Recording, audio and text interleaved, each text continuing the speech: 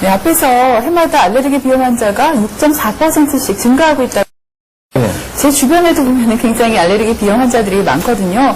이런 것들의 원인을 이 생활 환경의 변화에서 찾는 분들이 많으시더라고요. 구체적으로 어떤 생활 환경이 문제를 일으키는 건가요? 예, 병원에 오시는 분들이 알레르기 질환이 왜 생기느냐 이렇게 질문을 많이 하시는데요. 대부분 이제 말씀하신 게 유전적인 원인이냐 이런 이야기를 많이 하세요. 근데 사실 유전적인 원인도 굉장히 중요하지만은 최근 들어와서 전체적인 우리 환경의 변화 때문에 오는 원인들이 훨씬 크다고 저는 생각을 하고 있습니다. 크게 보면은 이제 산업화로 인해서 대기 오염이 일어나고요. 그 다음에 식습관에서 굉장히 인스턴트 식품이나 식품 첨가물의 사용량이 늘어났습니다.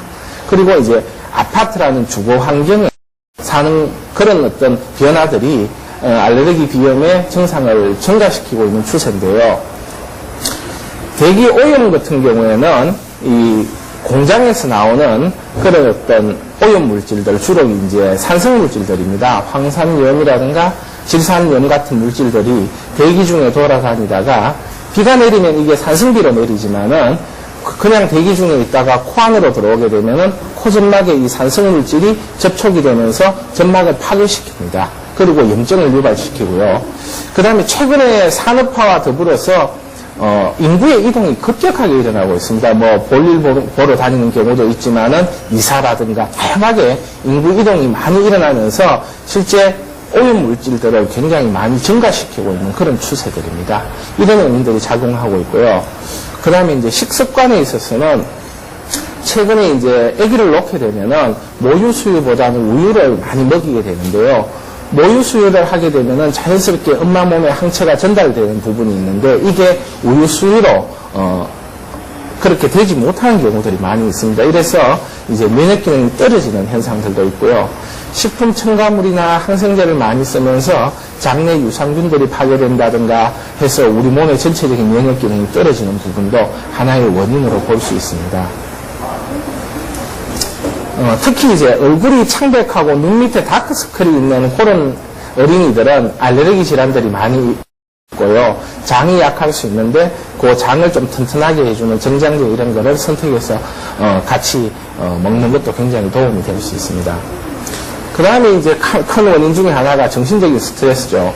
옛날에 우리 어른들이 생활할 때는 그냥 농사 짓고 해지면 집에 들어와서 자고 이렇게 했지만은 최근에는 사회 생활을 하면서 대인관계가 복잡해지고 거기서 받는 많은 스트레스, 특히 또 아기들은 학습에 대한 스트레스 이런 것들이 많아지면서 전체적으로 스트레스로 인해서 면역 기능이 떨어지는 부분도 굉장히 크게 작용하고 있습니다. 이런 원인들이 다 작용하고 있는 상태에서 우리 몸은 약해질 수밖에 없고요.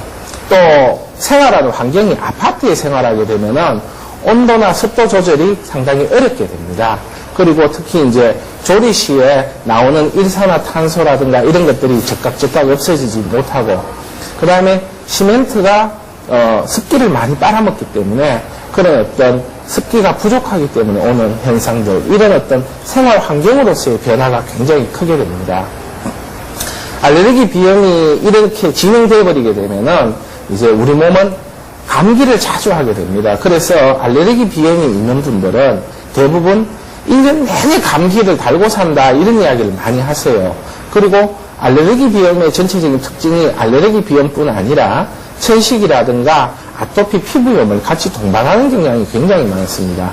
그래서 문제가 될 수 있고, 또 이 알레르기 비염이 있는 경우는 면역 기능이 떨어지기 때문에 성장에 장애가 올 수 있습니다. 그래서 전체적으로 알레르기 비염이 있는 어린이들을 보면은 작고 까무잡잡하게 피부도 거칠고 그런 경향을 보이고요.